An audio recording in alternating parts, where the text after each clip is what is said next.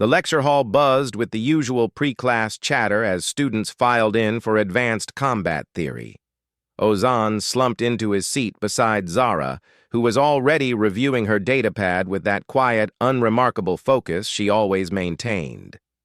To everyone at the Galactic Military Academy, Zara was forgettable. A human girl who barely passed physical assessments, struggled in tactical simulations, and never volunteered answers. "Did you finish the assignment on the Krellian War?"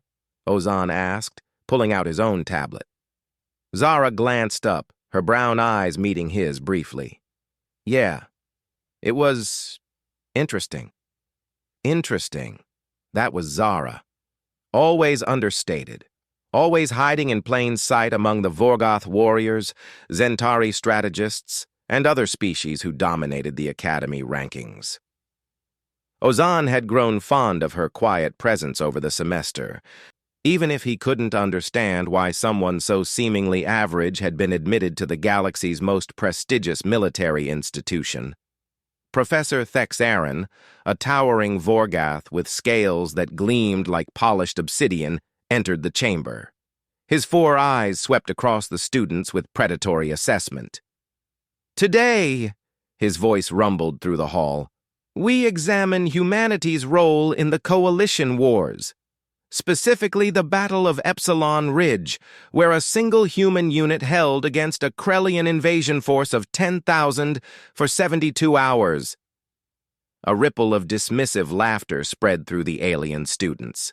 Humans were known for their diplomatic skills and technological innovation, not combat prowess. They were soft, emotional, physically weak compared to most species in the Coalition. "I have obtained classified footage from that battle," Thexarin continued, his manipulator clicking commands into the holoprojector. "Footage that has only recently been declassified." The lights dimmed. The massive holographic display flickered to life. Ozan leaned forward as the recording materialized. A helmet cam perspective labeled Sergeant Z. Rahman, 3rd Human Expeditionary Force. The timestamp showed a date from 5 years ago, during the height of the Krellian conflict. The view showed a fortified position on a rocky ridge, plasma fire streaking overhead in orange and blue ribbons. The soldiers' breathing came steady through the audio feed. Too steady for someone under bombardment. "Echo Team, report," a female voice commanded through the comm. It was calm, analytical, devoid of fear. Responses crackled back. Casualty reports, ammunition counts, enemy positions. The situation was desperate. The human unit, only 43 soldiers, faced an army. "Rahman," another voice called. "We need to fall back. We can't hold this position." "Negative," came the reply from the helmet cam wearer. "If we lose this ridge, they flank the civilian evacuation. We hold." Ozan felt something shift in his chest.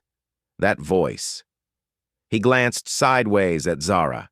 She sat perfectly still, her face illuminated by the holographic display, expression unreadable. On screen, the battle intensified. The soldier, Rahman, moved with inhuman precision, her rifle becoming an extension of her will. Every shot found its target. She directed her team with clipped commands, repositioning units, calling artillery strikes, exploiting enemy weaknesses that Ozan couldn't even perceive. 3 Mark 7, Rahman's voice stated. "Concentrated plasma fire. Now." The coordinate she called turned into an inferno. A Krellian heavy weapons position evaporated. But then the Krellians adapted. They sent in their shock troops, 8-foot-tall warriors bred for close combat, nearly invulnerable to conventional weapons. The helmet cam showed Rahman dropping her rifle and drawing 2 vibro blades. What happened next made the entire lecture hall go silent. She moved like liquid death. The first Krellian warrior swung a plasma-edged axe that could bisect a Vorgoth. Rahman slid under it, her blade opening the warrior's throat before he could register she'd moved. The second charged. She used his momentum against him, redirecting him into his comrade. Her strikes were surgical, efficient, brutal. 1 became 2. 2 became 5. 5 became 15. Rahman fought for 6 straight minutes in close combat, dropping Krellian shock troops like they were training dummies. Her breathing never elevated. Her hands never trembled. "Sergeant Rahman?" A panicked voice called over comms.